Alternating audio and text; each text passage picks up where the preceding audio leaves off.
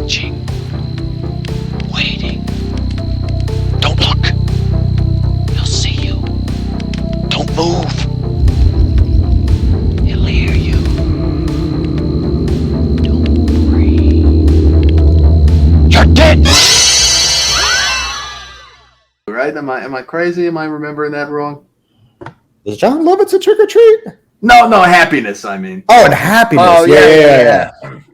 Man, you know what trick or treat in this episode have in common? Fuck them kids. What's up, y'all?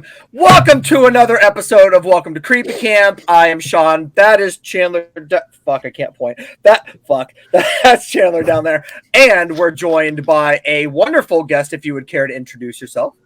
Oh, I would certainly... Wait, no, I wouldn't care to. I think that's the way you say it. Hi, folks. My name's Lucy Baal. You might have seen me around the creepy side of TikTok. I like to talk about crazy movies, and I like to lip sync on sounds and do my funny little thing.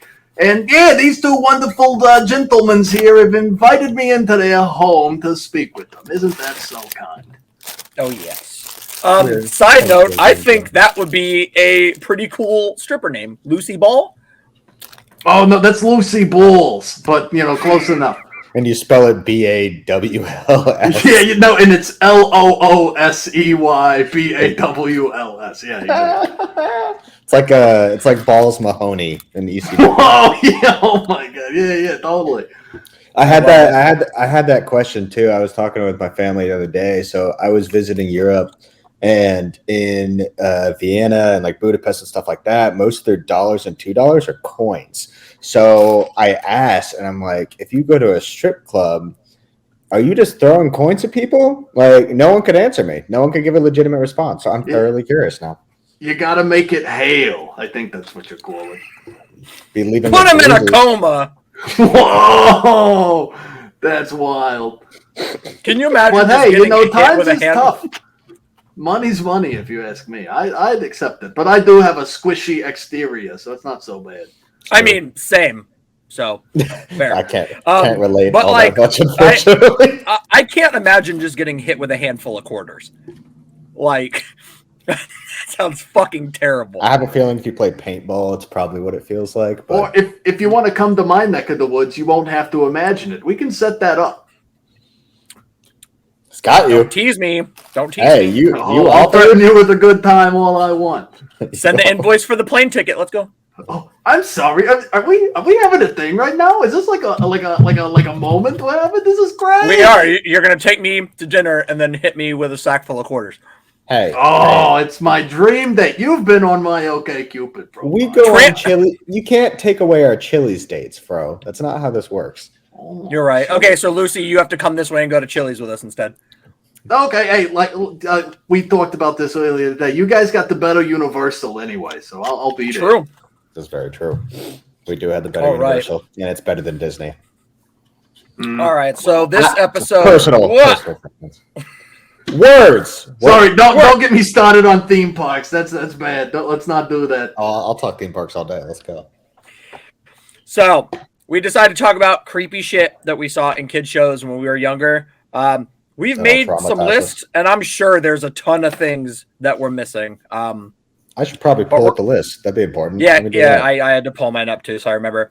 First one, everyone has seen, everyone is cursed by. It is King Ramses with his goddamn slab from Courage the Cowardly Dog. You can never unsee Ramses ever. I think every villain in Courage the Cowardly Dog should probably be on the list in reality. Yeah, I wrote down two, but you did Ramses and what's the nephew with the haircut? Freaky Fred. He was naughty.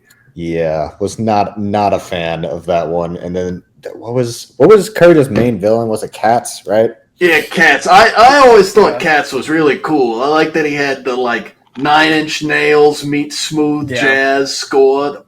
Very cool. That was very cool. You guys also share a fuzzy exterior. Yeah. Well, we're from a similar genus, I think. But you bring up a good point that Courage had all kinds of creepy villains, but even some of the weird minor characters were strange. Like there's that one where there's the joyful doctor guy. And Eustace and Muriel get shrunk down, and there's that lady with plunges for hands and feet. Yep. And she's like, "That's my lip." That was friggin' terrifying. And in the pilot, there was that the turkey from outer space. And at the end, True. Courage does something that makes him wind up a cooked turkey. And then in the mainline series, the cooked turkey comes back for revenge. And something about the little, like, open hole, loose gooseneck on there was just horrifying. I hate it. That's my stripper name. Open hole, loose goose. Whoa, I love it. Yeah. That entire show was a fever dream, and you can't tell me otherwise.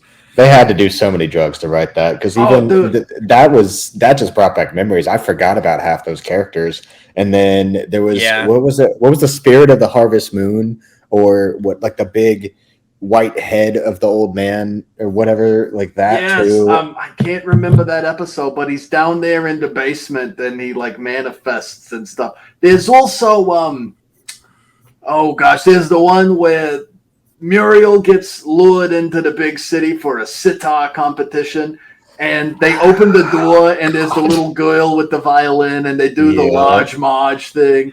That was a really good jump scare. Like a courage expert. My pitiful human slave, I mean puppeteer. He's got a Courage the Cowardly Dog tattoo across his neck, so it runs deep over here. This makes a lot of sense. And I've got a Rocco tattoo. He does. Hey, see, look, we're all on the cartoons. Yeah, but people tell me I have Courage tattooed on my leg all the time. They do. That's weird. They mistake it all the time, and it's sort of embarrassing. Yeah, I feel bad for, and I bet they're like, "Oh, I'm such a '90s baby, huh?" Yep. Every time. yeah. Every fucking time. Oh yeah. No, I think anything with Courage later was nuts. We don't. Hey! I could talk Courage for like an hour if you want. Oh, I get it. I would love to do an entire Courage episode. That would be so sick. Deep dive, yeah. That would be. But I'd have to rewatch the entire series. Oh no, what a travesty. I have to watch a fantastic cartoon that was way ahead of its time. Oh, woe is me. The life of a content creator. Oh. Who's complaining? Because it sure as hell ain't me. Is it streaming anywhere? Max used to be on Hulu. Is Max the new HBO? Yeah. I'm with the times, baby. But yeah, I believe it's on Max. I know a lot of the Cartoon Network stuff is on Love there. that. Okay, I need to check that out just so I can watch the Mattress Demon episode again. You know, excellent one. Oh man, what musty prawns and Timbuktu? Kick them in the dishpan. Whoa! Yeah. Absolute expert. I'm like thoroughly impressed, to be honest. I can't remember half those episodes. It's fucking look when you have been around for time immemorial, you remember these things. Fair enough. All right, what we got next, Fro? Legends of the Hidden Temple. We got the Temple Guard. Okay, he ain't that. Well, creepy. no, it's like the premise, right? You're gonna go into this fucking man-made jungle thing on the set, and some guys be like, "Give me your fucking money!" And then you have to give it to him. You don't have a choice. Or you get kicked out if you don't have a token. Don't you get kidnapped by like ninjas or something with it? Whatever shit. What happened? Who are the people in the jungle? The temple guards, right? They just grab you, right? Yeah, and then they put you in the basement, and then they're like, "Put together this monkey face," and you're like, "Ah!" Now, have either of you heard the stories of how much of a nightmare that show was for those children? No. Oh, I'm sure. Oh boy, here we go. So, as we talked about Universal a minute ago, the Nickelodeon studios used to be on the Universal theme park lot, and it was sort of part of the attraction was you could go and watch the game shows be filmed, and you could end up in the game shows if you're so inclined. Legends of the Hidden Temple was sort of on the later end of these, and they didn't have a whole lot of money. If you go back and watch, most of the prize packages include a trip to Universal Studios, which if you're there, you're already on a trip to Universal Studios. What kind of prize is that? That's ridiculous. Anyway, they would shoot these episodes for like 16 hours a day. and the kids would just be put through these grueling obstacle courses, and the man-made jungle thing was incredibly dangerous and not well put together, and the instructions weren't clear, and they went to stress the kids out, and they wouldn't tell them about the temple guides in the earlier seasons. So you'd just be running through willy-nilly, having a good time, and bam, some sweaty dude comes and grabs you, and it's crazy. You're telling me they pulled like a Blair Witch where they didn't tell them what was actually going to happen? If my sources are to be believed, yes, that is exactly what I'm telling you. These poor children. Yeah, it's absurd, dude. But it was a great game show. It was awesome. I hope they're paying for their therapy bills at that point. Man, they better be. Ironically, I actually was on TikTok today, and the voice of the Olmec? Yeah, he was on TikTok saying all the voices he did and stuff like that. And that was the first one he pulled out. And I was just like, what the hell is happening? Because this goes back to like us in the car the other day just doing hip fucking freestyles to like the guts and the aggro crag and shit like that. The aggro. Do you have it? Guts. But I had that Olmec guy needs to get on Cameo and do like the Halo guy does, where you just say stuff like virginity protected. Like he would make a killing. I'm telling you. I didn't even think about that. That would be really smart because the Halo dude's fucking famous for that, dude. He says all kinds of out-of-pocket shit online. It's great. I need to look that up. Is he on TikTok? I got it. That's where I saw it. I don't know if it was clipped from YouTube or something, but it's on there. That's fucking funny. That's so smart to do that too. He probably makes insane money from that. Deducted. So I just had a really random thought, and anyone that watched game shows in the 80s and 90s can vouch. Did they have a brand deal with Rice-A-Roni or what? Everyone got Rice-A-Roni. Like, you're like, hey, you suck. You don't win this car, but here's some Rice-A-Roni. You win the home game of the game you just lost because you suck, and we're going to give you some Rice-A-Roni. And winning the home game is basically like them being, hey, go practice. For sure, yeah. Even though you're never going to come back. Yeah. You're scarred for life, but, just in case. Trauma, here's more trauma. We'll give you the game that you got. Anytime you look at it, you just start shaking and crying. I can't lie, though. Their trauma was like one of my biggest parts of my childhood. So. Oh, absolutely. And it makes you sort of feel bad, but it's great television. I can't imagine what we're going to think about, like, reality TV in about 40 or 50 years. That's going to be something really interesting to see. I'm sort of scared, to be honest, to think of where that's going to go. I don't know where it's going to go. It's already bad enough. Live execution. I don't know. I hear it, though. The squeaking? Yeah. Oh, that's a dog in my house. I'm sorry. I was so confused. I'm like, am I dying? No, that's the clown room. You don't want to go in the clown room. He has a clown room. Man, we would be such good friends. I just know it. Do you legitimately have a room dedicated for clowns? No, but it would be awesome if I did. Oh, I do. I literally collect clowns, so I have an entire room dedicated to them. Have you been to the Clown Hotel in Las Vegas? I'm not. derailing this whole thing, but yeah, it's very scary. Our entire podcast are derailments. Like we half the time we don't even talk on topic. Just sort of whatever at this point. But no, like we've wanted to go to that for forever. And then there's another one that's like really, really haunted. That's also clown based. It's not that one's supposed to be pretty haunted, but then there's another one too. That I forgot where it is. We both want to go to that bad, but you don't mess with like haunted shit, do you? Like, I mean, granted, I've been a couple places that have been considered haunted, but like, I'd probably stay the night in somewhere haunted.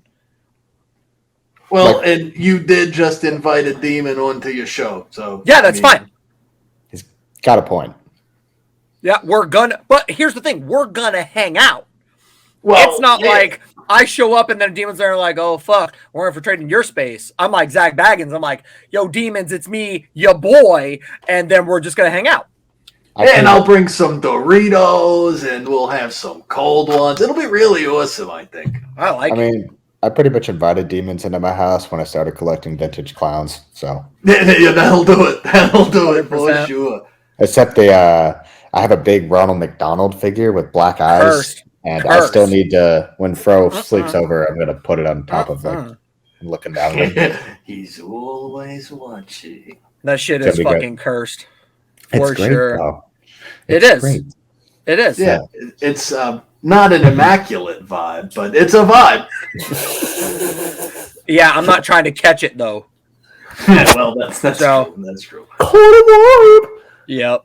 I had to do it. All right. Does ready? anyone want to Wait, talk wait, about wait, our? wait, wait, whoa, wait, whoa, whoa, wait, whoa, wait, whoa. wait. Okay. I got it. Ready? Segue. Speaking of clowns, That was good. That was good. No, that was excellent. That was so smooth. I didn't even realize it happened. right? I'm so good at this podcast thing. Oh no, Oh no, He's you gotta go. broken. Keep going. Keep going. he's broken. I don't got anything else, bro. That's all I got. You weren't gonna talk about it. You did the. Oh, you intro. want to talk? No, you go. You did Oh, the he was intro. bringing the alley, and he No, wanted you to bring the oop. Yeah. See that? What he said. But I keep pointing this way because that way I'm like, I'm about to oop all over y'all. All right, let's talk about Zebo the Clown, the Ghastly Grinner, and the Corpse from Are You Afraid of the Dark? dude, I have to remember some of these. Zebo is the clown with the fucking giant mouth. Oh, I remember Zebo. Zebo was terrifying. Yeah, and then the Ghastly Grinner is the jester dude that's like all blue and yellow. Yeah, that one freaked me out really bad. Same. I always thought Are You Afraid of the Dark was like the promise of what Goosebumps was. Because Goosebumps, like, even the books, have this like really fun EC comics, like pulpy kind of feel to them. And it's more about the sensationalism and the image than it is about really being scary. But Are You Afraid of the Dark was like bone chilling, like actually very frightening stuff, especially for the younglings there. Yeah, that and like reading all like even like the scary stories to tell in the dark or whatever, like those old imageries. Dude, Oh yeah. haunt me as a child. Did anyone else watch Scaredy Camp? I don't know that one. Yeah. Okay. So Scaredy Camp aired Oh. probably within the last 2 or 3 years of Are You Afraid of the Dark. Scaredy Camp, they took kids to a summer camp, but at night, and it was groups of 3, and basically like you had to. It wasn't like ghost hunting, but everyone had like GoPro style S cameras mounted on them, so they always had a facial view, and you had to go find shit in the dark, and you didn't have a flashlight either. It's like a POV found footage film. Yeah, that's really ahead of its time. Actually, It's very cool. Very that's cool. terrifying, dude. You can't get me to go into the woods in the dark now. I let know. alone as a Oh, what? child. You're not a camper?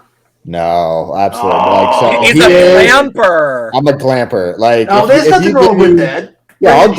Generator. Right, yeah. Give me a generator, give me some water, maybe to bathe in, and I'm okay. But if you put me like in a tent in the woods, and if I have any So if I have to go camp, dude, any vicinity of a bear, I'm gone. Like, any vicinity of a bear is my favorite thing to do on the weekends. No. Come on, guys. It's like that scene from Super Troopers. I set myself up for that. That was really good, actually. Hey, Even though you set them up, I'll knock them down, baby. I'm considered more of an otter from what I'm told, but I can see that. Yeah, I can see that. Froze the bear. He's the bear. I can see that too. Actually, yeah, that works. Yeah. Yep. Happy Pride Month, everybody! That's right. Yeah, Yay. we love it. Yeah. Be yourself and beat up people who tell you otherwise. You get a Lucy Bull seal of approval on that. Put that shit on a t-shirt. We love See, that. we still need to make our self-deprecating t-shirts. Oh man. Oh yeah, that's a whole other thing. We'll talk about that later. I hope you wrote those down. Oh yeah. Does anyone else, because we're talking about Are You Afraid of the Dark, does anyone else remember the decomposing body for the corpse? Yes, I do remember that. That's my favorite episode. When I read that in your email, that like shocked it all right back into my tiny little brain. Yeah. I had completely pushed that out because, like I said, that show was really scary. I I have a big soft spot. Like, we all love, like, really intense, messed up stuff around here, but I have a huge soft spot in my tiny black heart for horror for kids that isn't afraid to still be actually scary without taking it to places that are, like, inappropriate or things they shouldn't be looking at. I think that's such a delicate balance, and it's really important because kids love scary shit. And it's awesome to see it done well. And Are You Afraid of the Dark might be the best example. It's true, and it's not easy to do either. I feel like definitely not. writing that balance is very complex, so it's sort of hard to do. But I feel like half that stuff still holds up too. Oh, absolutely. That's always been a big dream of mine. I'd love to put out like an all ages horror anthology and get to be like a little crypt keeper. Say like, hello, children. Here's the next story. You know, you sound like John. Let's go. I'll shoot it. Let's go. Boom, baby, boom. It's all about making connections, people. Oh, of there course. You go. Hey, you were looking to do a movie, bro. There you go. I know. So this is going to put this out of order, but since we're talking about it, we might as well talk about Goosebumps. Yeah, totally. I Now, feel like the go-to. Goosebumps was my big soft spot. Are You Afraid of the Dark was a little scary for my tiny child mind. But Goosebumps was the perfect sweet spot. It had monsters, it had glop, it had slime, all the good stuff. Glop. That's perfect. Had squelching, had some. Yeah, you name it. It had squelching before we called it squelching. You know what I'm saying? But I wrote down actually. I see on the notes here it says every episode, which they all have something. But pretty one much. That has always stuck with me was Shocker on Shock Street. And like one, it's a dark ride. We talked about it. I love dark rides and theme parks, and it's cool that it's like all these trauma style movie characters coming 100%. Out together. But the thing that like really sticks with me about it is at the end, we're going to spoil a 30-year-old episode of a children's TV show. So if you don't want to hear that, whatever. But at the end of it, you find out that the girl isn't actually her father's daughter, but is instead a robot that he built to test out the ride in the way a child would. But she had too much free will, and he had to like shut her down at the end of the episode. And that's like severe existential Cronenberg-style terror right there, coddled into a children's show. What is that all about? I don't even think I ever thought of it. Now, do you think that's where they got the reference ideas from Megan? Oh. See, I haven't seen Megan yet. You're not bad movie reviewer. You're not. It was fun. You're not missing that much. It's not. So his better movie is Housebound. Housebound's phenomenal. That's one of my favorite horror comedies. Yeah, I've not even heard of Housebound. I gotta look that up. It's not super well known, but it's solid, and it's just it's a stupid horror comedy. Like, it's so funny, but it knows it's funny too. And I thought for the longest time James Wan was directing Megan. But he was just producing on it. So then I found out the director of Housebound is the one doing it. So I had a little more hope going into it, because me and Fro were very skeptical. Like, we are sort of on the unpopular side of like, we didn't like Malignant. Like, you did. Oh man, I knew it was too good to be true. There had to be something. I loved Malignant. Oh man. So we didn't know when we went into it. We didn't know it was going to be a camp fest. We had no clue. It was marketed as a serious film. Yeah, it definitely didn't. That's sort of what made me want to see it. Is because I was going to totally pass it over from the trailer and whatnot. And I was like, okay, like, I get it. She boots the house down. She slays. She girl bosses. That's awesome. But when my friends went and saw it and were like, oh, it's way different than advertised. It's super campy. It's a blast. That got my wheels turning a little bit. For sure. I mean, and Fro's the fucking master of camp. Like, he loves cheese. I mean, one of his favorite movies is, what is it, The Night Killer? Night Killer's so bad. Oh man, I'm checking that out as soon as I get out of here. You were gonna waste 2 hours of your life. Okay, I'll give you the breakdown on Night Killer really short. 1990s Italian film. This man puts on these Freddy-style gloves, but they don't have claws on them. and then he puts on a mask and he can like punch through people and he embalms women. Yeah, that's Kino. That's a movie.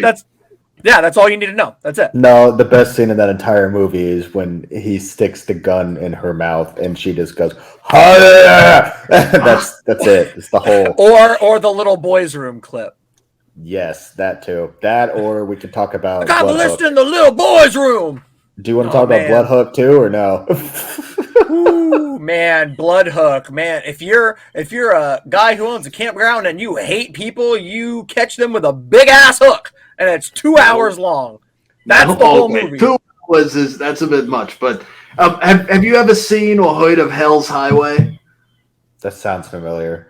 I probably scrolled past it, but I've never watched it. Yeah, it was put out by like Brain Damage Films, which is a very apt name for that company.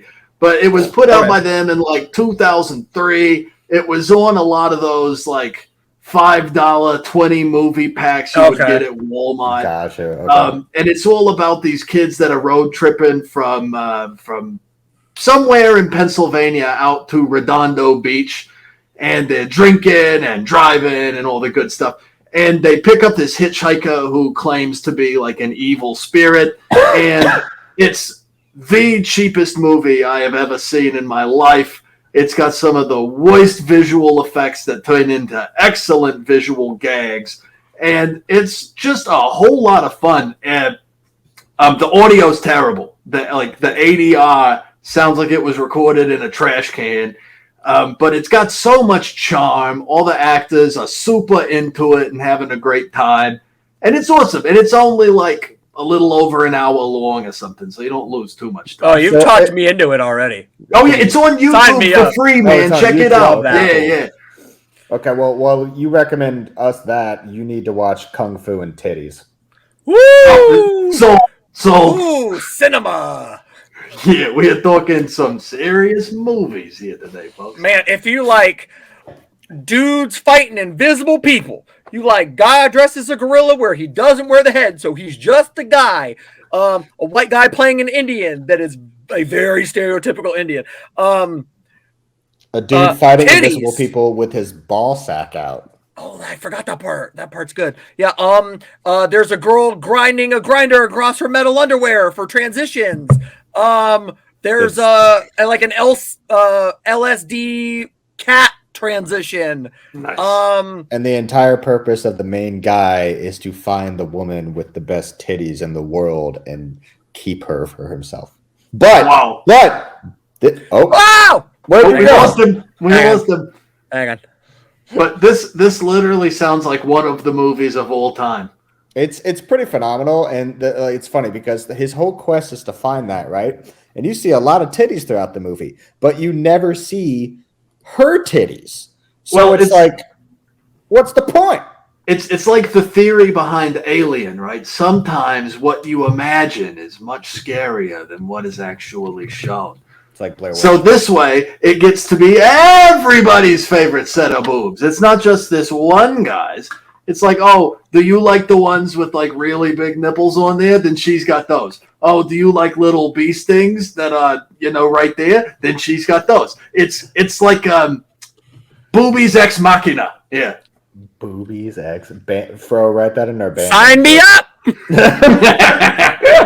Boobies ex machina. Also write bee stings because I've never heard tits referred to as that. You've never heard bee stings before? No.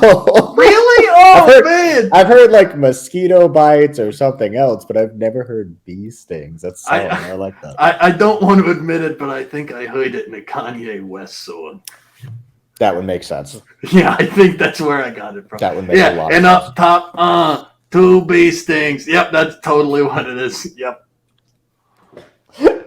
We went from Kung Fu and titties to Kanye West. Absolutely. Bro, get your camera. Wow, I'm trying!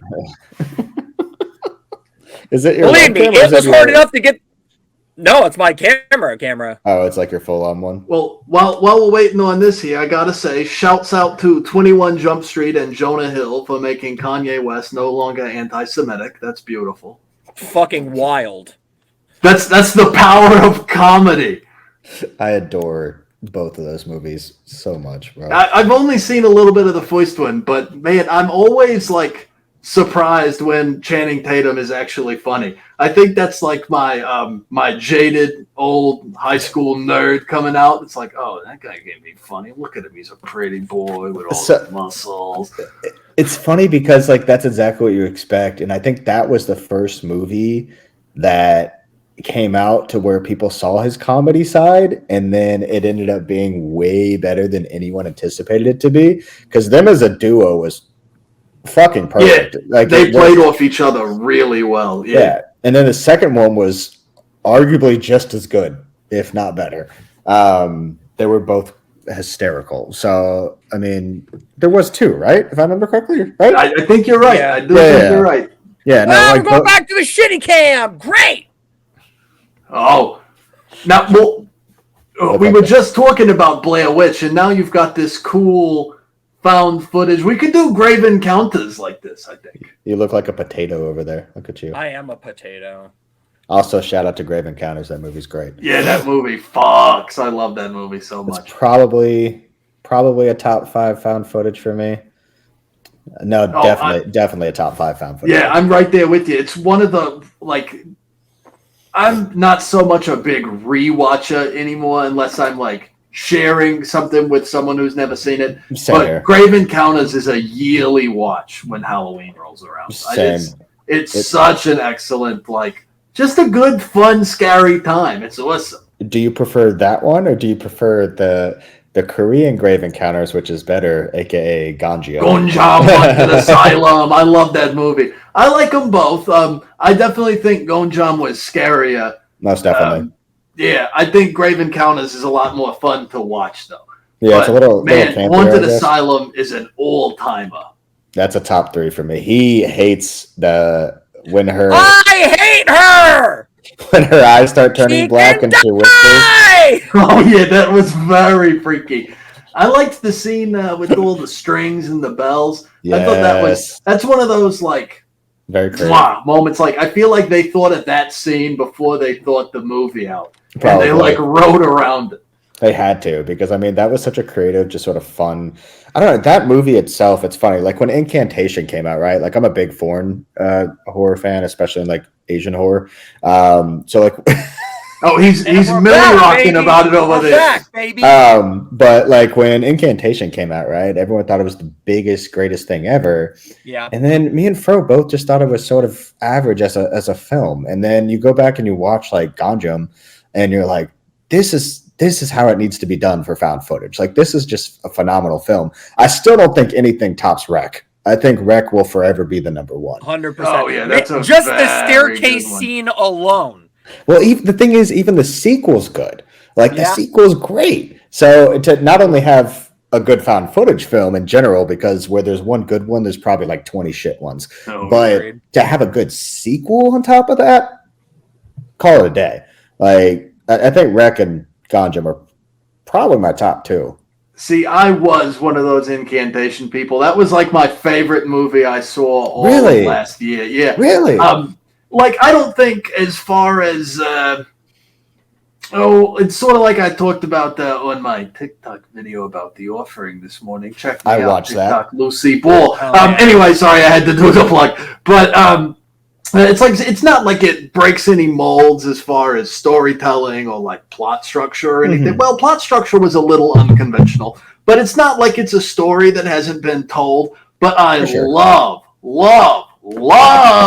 the way at the end of the movie they invite the audience to do that chant. Fair enough. They flash all the images in front of your face. And then they show you the white screen where the sigil is just like burned onto your retinas. Yep. That was such an awesome, like, I don't know. That sold the whole movie for me right there. I mean, it's really well done. Don't get me wrong. It's a great film. I just think it was, I don't know if overhype's the word, but like, I think there's found footage films that have been done better that got overlooked. I think it's a good like gateway found footage. Oh, absolutely. I mean, it was still very fun. Just it was an enjoyable film. I just think what you were talking about earlier, I think the plot structure of it almost threw me off. So it sort of made me not enjoy it as much because it was very unconventional of how It was very hard to follow. I'll definitely give you that. I didn't fully grasp all of it until I watched it, showing it to some friends after I'd already seen it. So I was like, oh, now I get it. And but the first time it was very confusing. Yeah, and I'm very much like you. I don't rewatch a lot of stuff. Fro does. Fro rewatches a shit ton of stuff. And where mine, I'm sort of like, I'd rather see something new if I have the time to do it. So it's always interesting because I feel like if I did rewatch it, I might enjoy it a bit more. But I was also a big Skinamarink fan.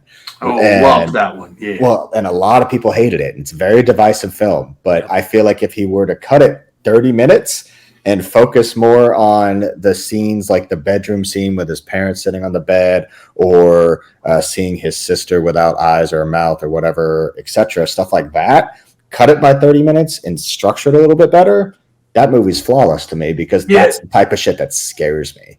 Yeah, that was the only real qualm I had is I didn't feel like it needed to be like a 2-hour experimental. Exactly. Yeah, it was definitely too long.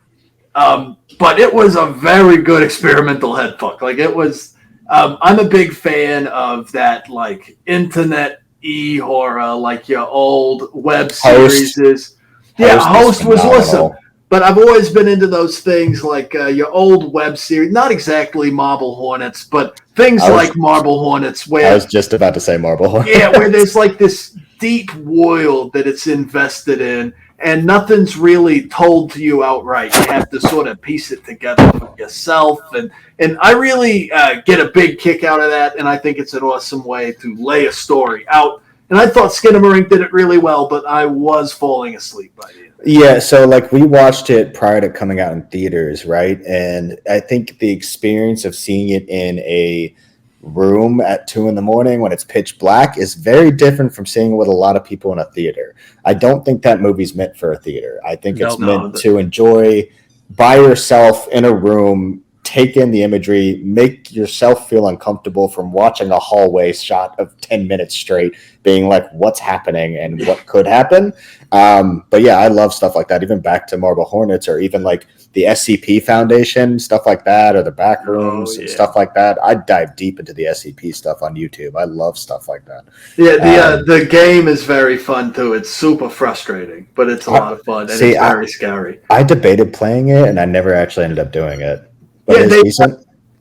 Well, it came out first like, oh my god, like 10 years ago. Long time ago. And they did a remaster, so it's got all fresh graphics and new SCPs and new gameplay elements. But it's still very scary, and it'll take a lot of time to chew through it. But it's worth a play if you're on the fence. I mean, even some of the short film, like the fan made films that have been done on YouTube, are like phenomenal movie level quality. I'm sort of like insanely impressed by some of them. So obviously not to dive too deep because we'll totally talk about this for like 2 hours straight.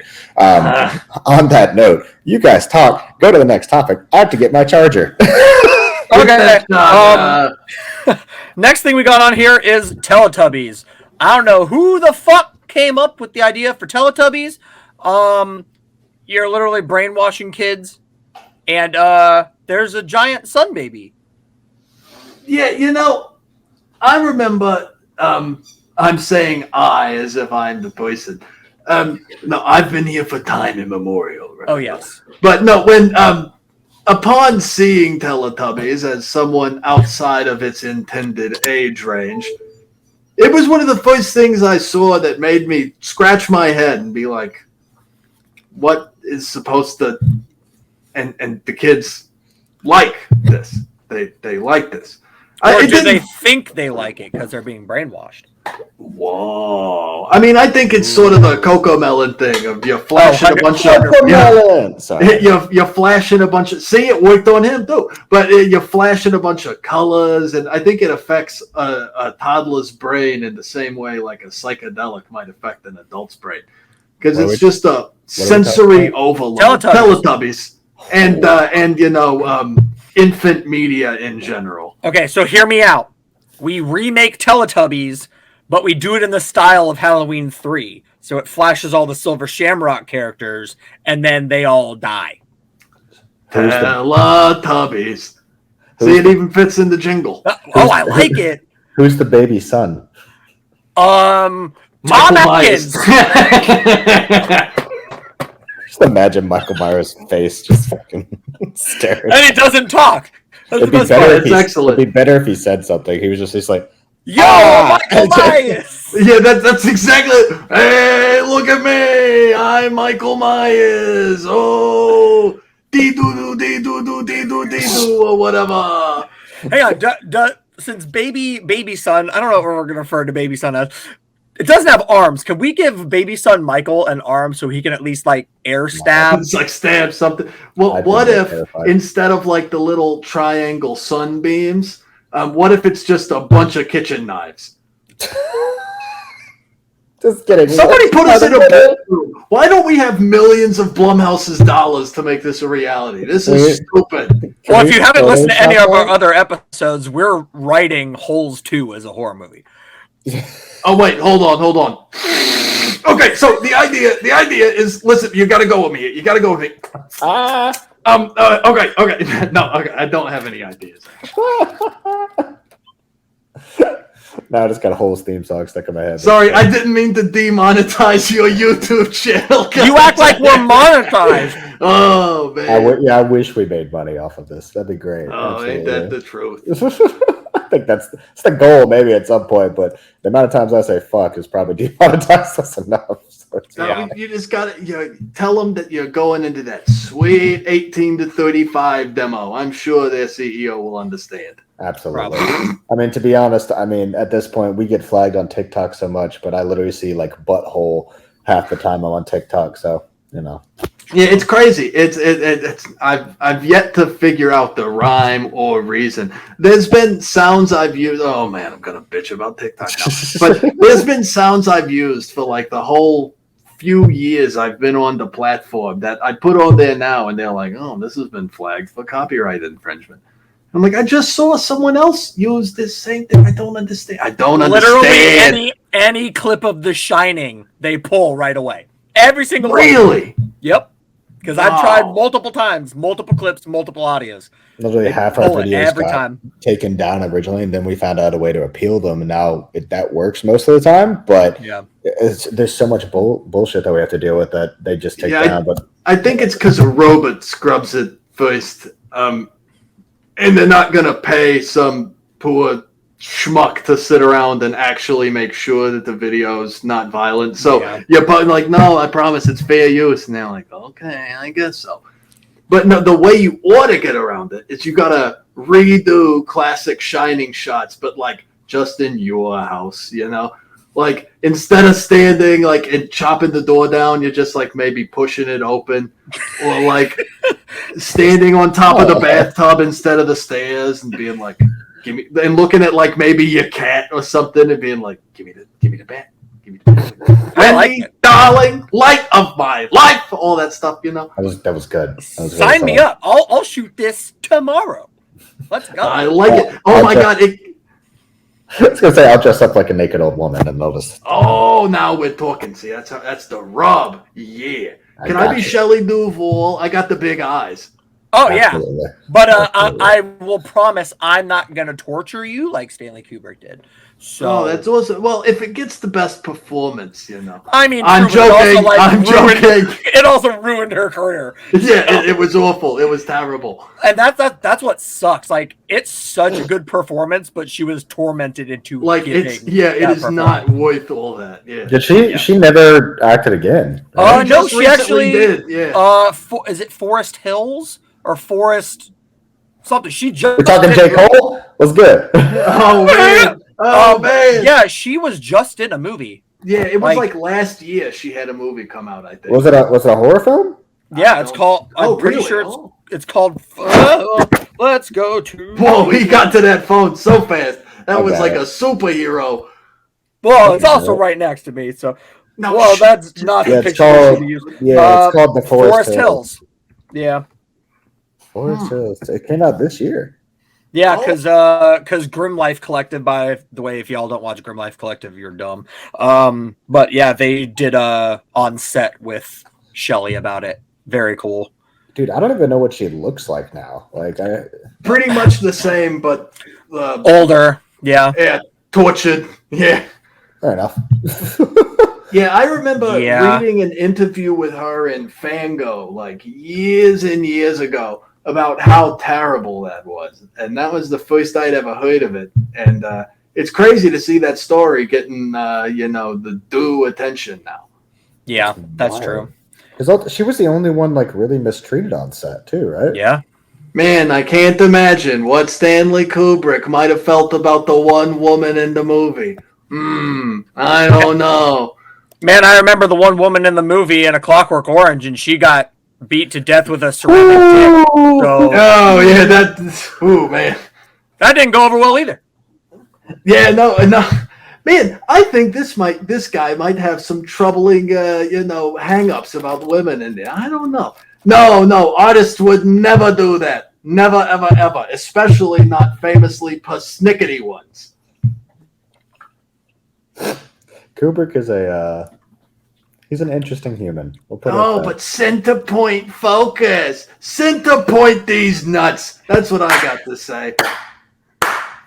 Love that. Put that on a t-shirt. It sucks that he's a great filmmaker, but he's like, he pushes to be edgy. Oh, yeah, and you In the can worst say that way. about a lot of filmmakers, unfortunately. I think it's just, Yeah. especially Tarantino. artists of a certain time period. It sort of came with the territory there for a while. Quentin Tarantino. Yeah, well, yeah, no. He's making one last one, so we'll see. Has he announced his last one? He's doing one more. Yep. I can't. And then is he just going to be the manager of that theater here in Hollywood? I don't know. Is there blood in it and titties and the N-word? And Sam Jackson. Yeah.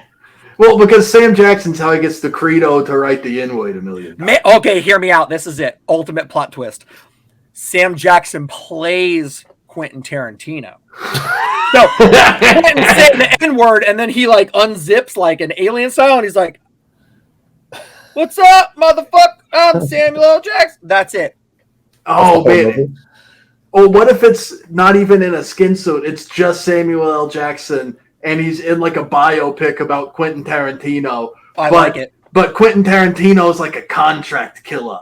And instead of using guns, he's got latex feet.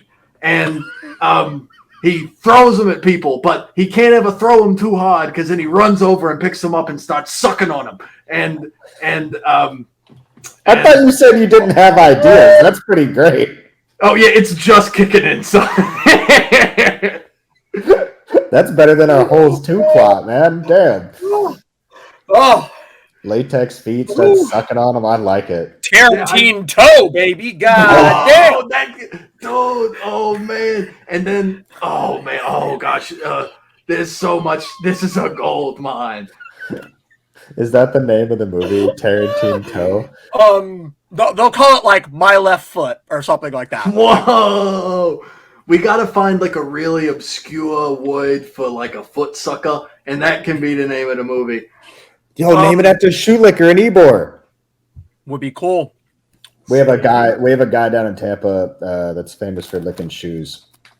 Well, good for him. He'll pay you to lick your shoes. Well. Hey, $10. No. It's pretty prime. Have you seen the price of gas these days? I got an electric car. What's good? Oh, see, look at you. I need to get on that. But, I'm evil, so I got to use fossil fuels. Can demons drive cars?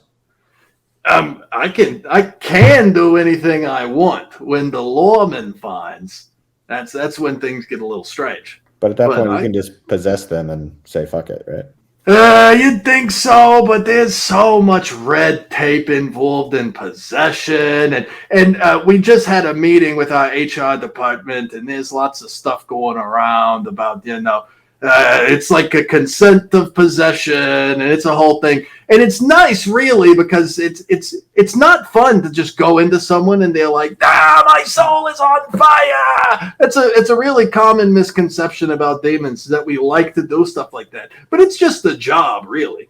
Okay, so basically the movie's just they glorify it. It's not like they take all the sensational bits, and honestly, when you think about it, those demon possession movies, oh man, don't get me started. Those demon possession movies are always made with a Christian bias because God always wins. And the preacher always comes around and gets the demon out. So what if the demon just wanted to have some McDonald's, huh? They just put out that new Ice Spice meal, and I want to try the sauce. Can't argue with you there. I'm on your team. I mean, I never thought of it like that. That's actually pretty good. So the question is, when you have meetings, is it like when little Nicky has meetings with his dad? Like Sorta, they're in hell and shit? It all kind of depends. Some parts of the family are cooler than others. Belphegor, don't get me started on that guy. It's all he's trying to be the next big thing. And I'm over here just like keeping my notes and trying to find out how to spread our infernal message. But there's all this drama, interdemonic conflict. It's just a real pain in the neck. Sounds like sort of a pain in the ass of a corporation type of situation. Yeah, that's exactly. See, we've gotten our influence so far into the world of humans that you've mimicked our structure in a number of places. Not the least of which is the American workforce. So ultimately, hell just operates like the Walmart Corporation. Well, we're not that evil. Come on, man. Capitalism. Whoa, yeah, we're doing the big hits today, folks. Yay, America. Not really. I'm really scared to talk about what's next on this list. I don't even know. Because I'm going to use one of my I points. forgot there was a list. Okay. Oh, this is what these episodes are. There could be a list. There could not be a list. Who knows? Next on the list, we're going to combine two things. I put JJ the jet plane, and Chandler put Thomas the tank engine. So JJ the jet plane, for those of you who don't know, are fucking planes with human faces on them. I forgot that show existed until you put it on the list, and then it just brought back a bunch of trauma I didn't need. Mm-hmm. That shit's horrifying. It's weird. I remember there was some strange animation on the internet years and years ago that was JJ the jet plane flying around shooting people to like some jungle drum and bass song. I can't remember anything else. It was weird. Very wild. I need to look that up. Hold on. It's like a JJ the jet plane animutation thing. Oh, albino black sheep. Anybody remember that? But oh, it's the old man quarter, guys. But the talk about Thomas the Tank Engine, that one is very weird. The animation style is so uncanny and strange. And there's that one that's basically a cask of Amontillado because they put the train in the tunnel and just start bricking him in there. Yep. Montressa, you lied about the Amontillado. And TikTok hasn't made it much better either because all the edits I've seen of Thomas the Tank now is just man, they're so good. Absolutely frightening. Like he just murders people and just Whoa! I do love the meme that went around for a while where they took the Thomas the Tank Engine thing and the Biggie Smalls Party and Bullshit song and jammed them together. That was awesome. Just did that. Or the Skyrim mod. Oh, with the dragon! Yes, that's a really good one. That's a very good one. What was that? I don't think I saw that. All the dragons turned into Skyrim were replaced with Thomas the Tank Engine, and when they shouted, it would do the bum bum bum ba dun dun dun. It was awesome. How do I not see this shit, man? I'm missing out. I watch more garbage than you do. Yeah, I mean, you shit post more than I do, too. I do. I'm frankly embarrassed by the number of hours I've put into Skyrim in the 12 years that it's been out. You knew what you signed up for. No joke. Oh, yeah, I love Elder Scrolls. I knew what I was getting into, but 100%. that doesn't mean I'm not embarrassed. Yeah, no judgment over here whatsoever. Did you play the new Dark Souls game, though? Oh, no, I like to have fun when I play video games. Thank you. I'm not the only one. Good. Thank you. That game. Boy. Just trying to play that game just pretty much gave me an ulcer. Scary. I just don't even understand it. What's next? What's the next one on the list, Chandler? Oh, I don't know. Hold on. Why don't you look at it? I'm looking at it. Hold on. Okay, this open isn't your eyes bigger. this isn't an order, but I'm thoroughly curious how it came up because it's not a creepy character; it's a creepy creator. You literally put Dan Schneider every foot shot ever. Yeah, Did we not say scary? But did we not say creepy stuff on kids shows? That's true. That's true. I didn't think we'd be talking about Dan Schneider's. Look at my foot HD obsession. hand. Look at that HD hand. You know what the fuck we're talking about. Get that sausage out of my face, sir. Okay, I'm sorry. That's what I say on the But weekends. yeah, Dan Schneider. Was there a foot shot in Good Burger? Probably not, because there weren't children in it. But Did he do Good Burger? yeah, Oh, I didn't know that. Shit. Okay. I'm pretty sure he did Good Burger because it's Nickelodeon associated.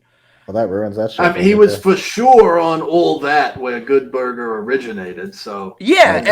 and he probably had a foot in the owner? making of that movie. Yeah, he's the owner of Good Burger in the movie.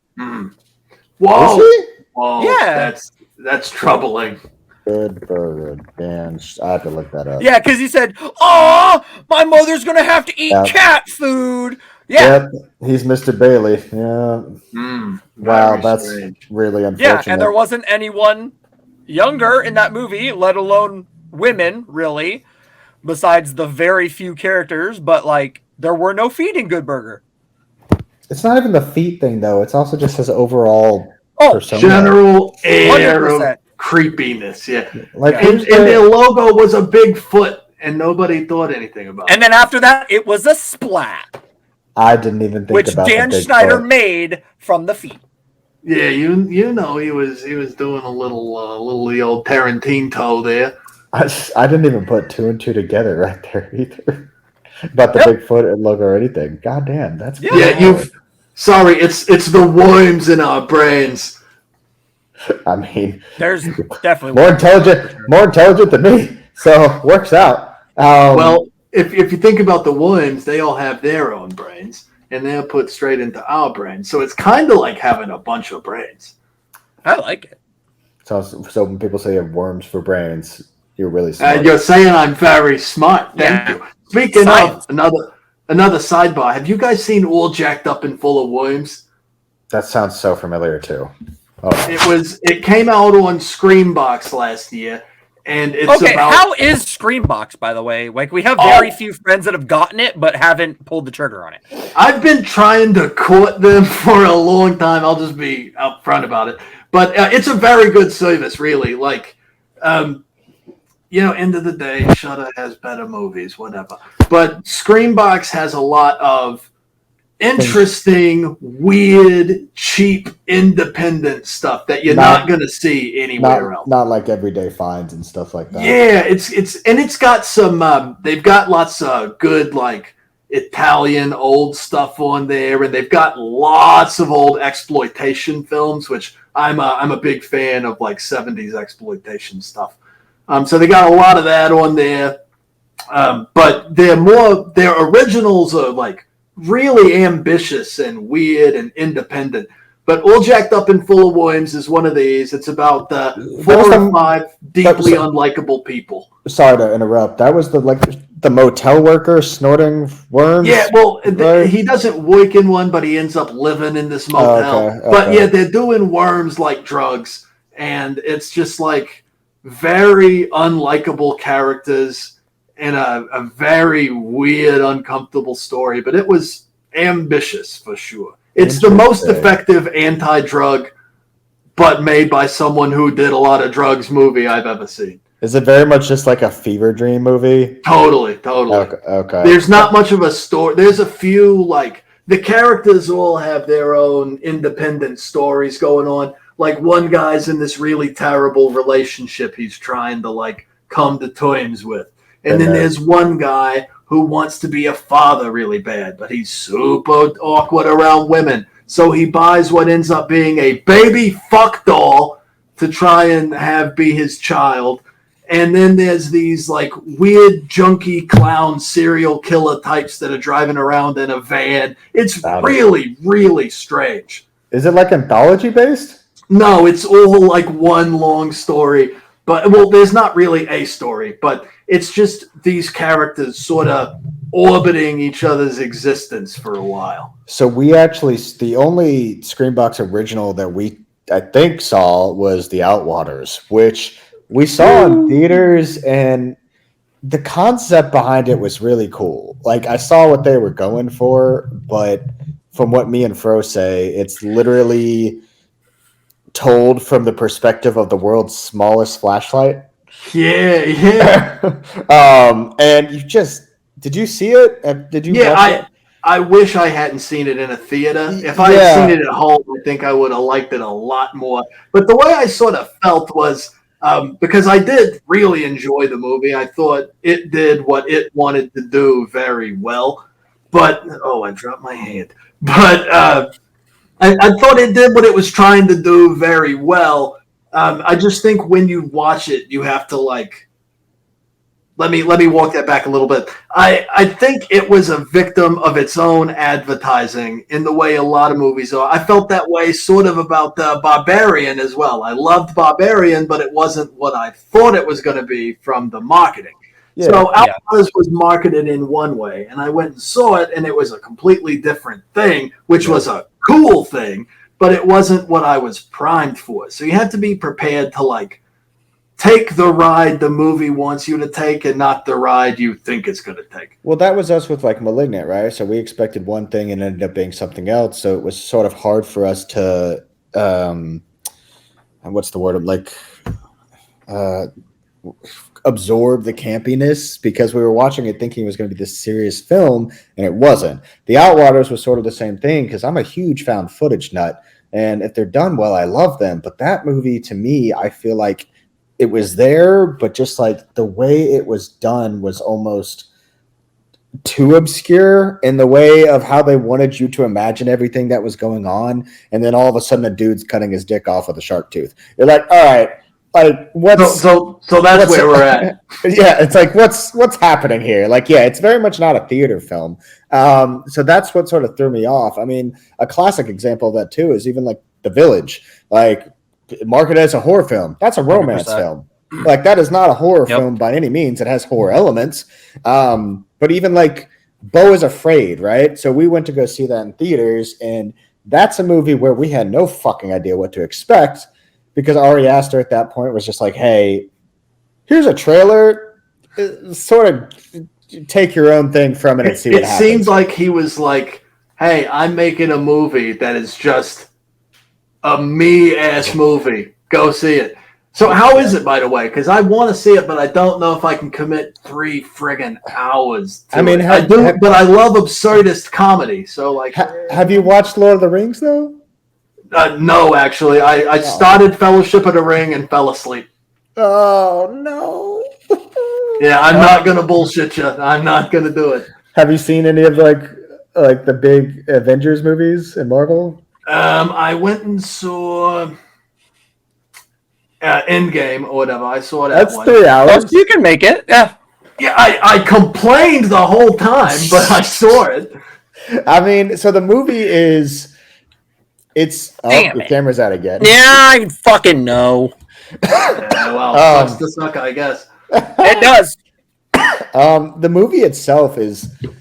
You literally just have to watch it and try to tell yourself, I don't need to understand everything. Oh, I love that, actually. Yeah, So, yeah. and it has horror elements. You can very much tell it's an Ari Aster film. There's a paint scene in the movie that will forever not leave my head, and it's not necessarily gory or anything like that. It's just very real and sort of out of nowhere. And the whole film is just an absurdist horror comedy. What do you call those old tragedies or whatever, the Iliad or whatever? Well, yeah, like a epic. It's literally its own epic in modern day form. It's Ari Aster was trying to be hey, how do I put all my pent up childhood trauma into a film and make it like a Greek Odyssey? It looked like that was the vibe coming off of it, so that's cool. It's so strange, but it's fun. It was 3 hours, but I was I was entertained the entire time. I mean, Fro, I don't know if you would say the same. Oh, I loved it. Like you, I remember walking out of that and you thought it was one of your favorites of the year, It is. which I was shocked by. It's tied with John Wick for my favorite movie of the year so far. Yeah.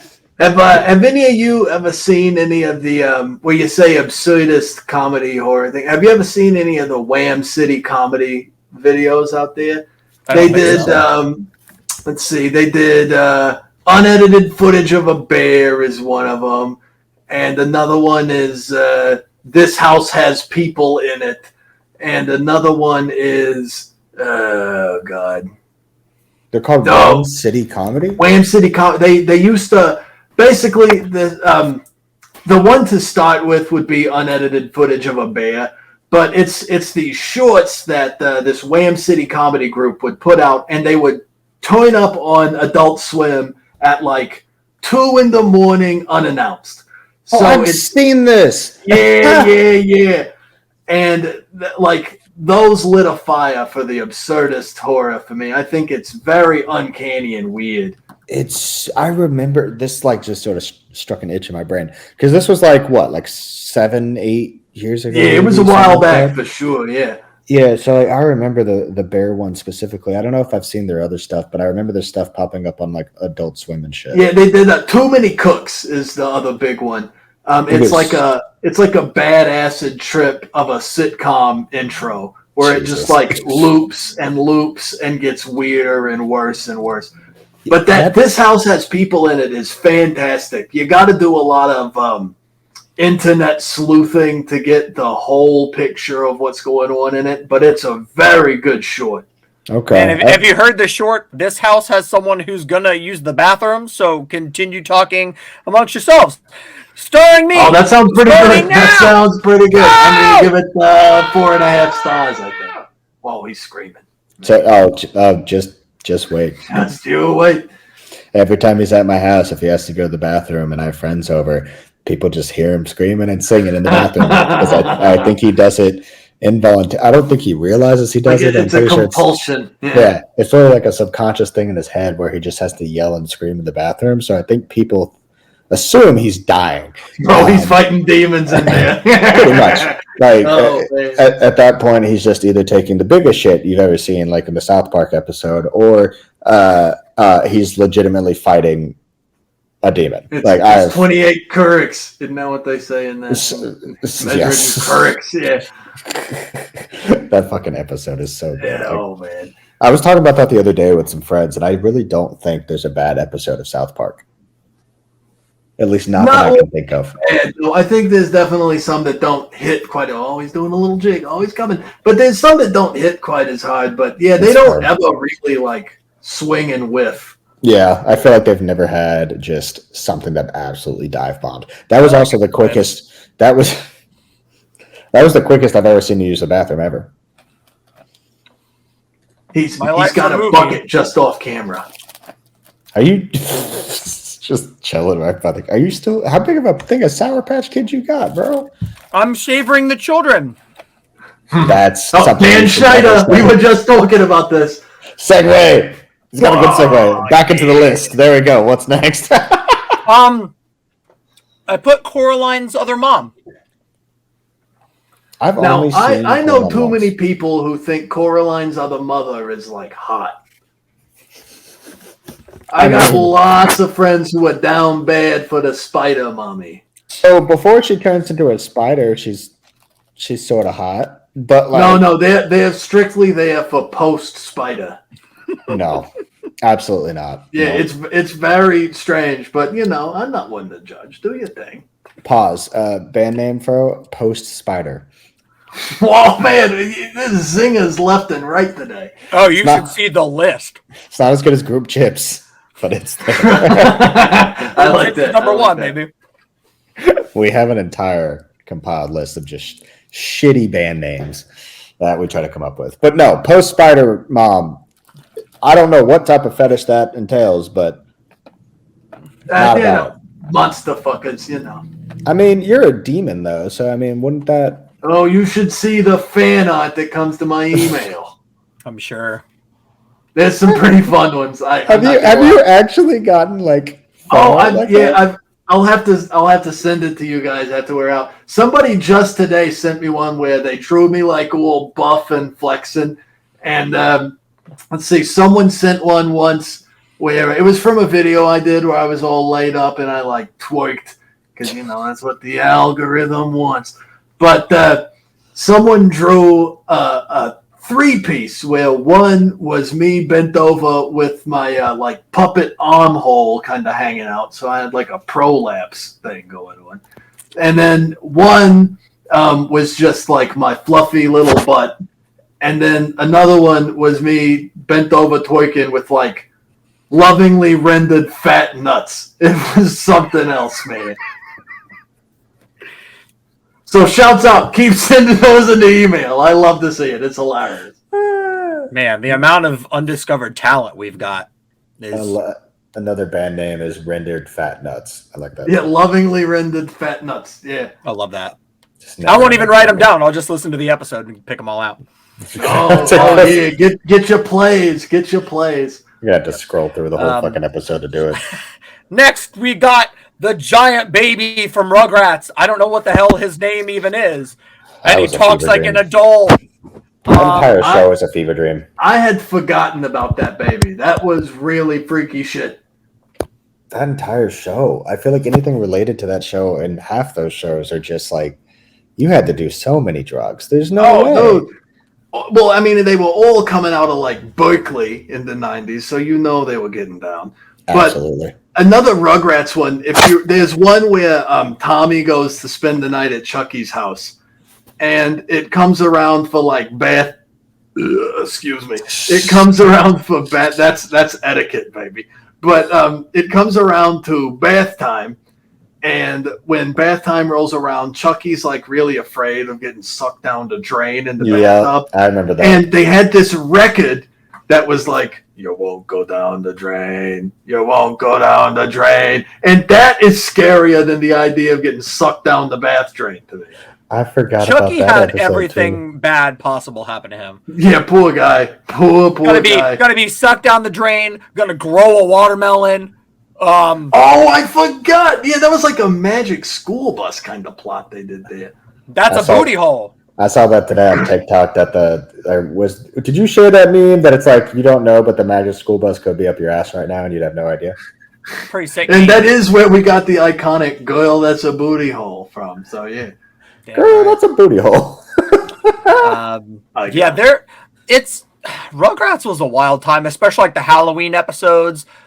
You've got fucking Ice Cream Mountain, not even scary. They're just trying to get into a fucking mountain of ice cream.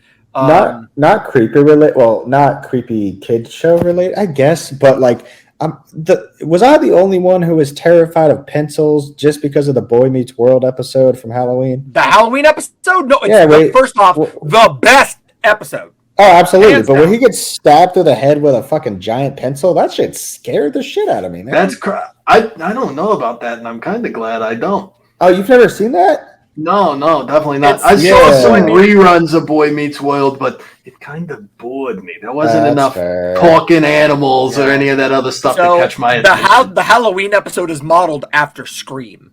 Yeah. Oh, that's awesome. So I definitely think you should check it out. It's very cool. Yeah, I got to look for that. Mr. I just remember the name Topanga. That's like it. That's all I need to remember, to be honest. She's everyone's crush. But man, that would have been so cool. What they should have done instead of doing the pencil stab, they should have redid the scene from Exorcist 3 and just had Sean walk through the hallway with a giant pencil. But there were giant scissors that were used too. So that would have been just as good. I've seen it. Yeah, because Feeney takes the scissors to his back, right? But that was before everyone had come to their senses and decided that The Exorcist 3 is a great movie. Thank you. Yeah, it's the same thing with Halloween 3. Everybody hated on it for the longest time, and now that people have sat down and watched it, we can finally get our heads on straight and talk about how great they are. That's because I think if you take it as just a movie, it's great, good. But it has a Halloween name attached. Yeah, the first time I saw it, I was bummed out there was no Michael Myers, and I'm not even a big Michael Myers fan. He's on the TV though. Tom Atkins That is watching doesn't him. count, and you know it. Yeah, you're right, but still, like, it's a great holiday movie. Yeah, Standalone. it's excellent, and I honestly think they should have done the anthology thing that John Carpenter wanted to do from the jump. Agreed. Yeah, because it would have gotten the recognition it deserved then instead of now. We just don't talk about the new trilogy. That one's. I honestly, you know what? My big blasphemy is I just don't really like Halloween all that much. Not the holiday, but the movies. So I didn't feel a particular draw to the new one. I thought about watching them for content's sake, but I won't do that to myself. I'm gonna watch something and give it a fair chance. Your content would literally be, these movies are bad, don't watch them. That's it. Yeah, I started. What's the middle one there? Kills. I started that one because I heard that was like the one most people enjoyed, and I couldn't really get into it. Like I said, Michael Myers, you don't really do it for me. Yeah, no, the only one to give a shot is the best of the three. Yeah, 2018 by far is the best. I like, but I'm a Rob Zombie's Halloween apologist. I really am. That's his favorite. I love both of those movies. Yeah. Thank you. Oh, I don't like both of them. I think the sequel's really bad. But I love it. It's so weird. It's absurd and weird. It's very Rob Zombie. It speaks to me. I love when he just throws caution to the wind and does his thing. His remake, and that's always a hot take of mine. My favorite Halloween film. I adore his remake. I think that's what Michael Myers should be. I think he should be this massive presence that's like just terrifying. And obviously he probably took a little bit from maybe like the Jason aspect of it, but I think he's just this terrifying presence and just unmoving, unyielding, and just no emotion. Doesn't give a shit about anything. And more than Jason, I think the biggest thing, I think Rob Zombie just really wants to make Texas Chainsaw Massacre, and no one will let him do it. So because he's not Tobe Hooper, and he's already written it. House of a Thousand Corpses is literally Texas Chainsaw Massacre. Texas Chainsaw Massacre. And we try to tell that to people all the time. Well, no shit. What is as good as the Texas Chainsaw? That's my favorite movie ever made. But of all time? Oh yeah. It's like really. Yeah, that one. I think it's the perfect horror film. What are your thoughts on the 2003 one? The 2003 one? I actually love it. If I have friends who have never seen any Texas Chainsaw Massacres and they want to get into it, I show them the remake first. Okay. Because while I think the original is like a perfect horror movie, its reputation doesn't do it any favors. Because everyone thinks about it as this gruesome movie that it's so disturbing and twisted. And by today's standards, it's very tame. Like there's no blood in it really, and not a lot like quote unquote happens. But it's so excellently put together. And if they like the remake, then I'm like, yeah, now you'll get the real shit. But I think that remake is totally fine. And what's his name? R.J. Ermey? Is that the guy? He's excellent.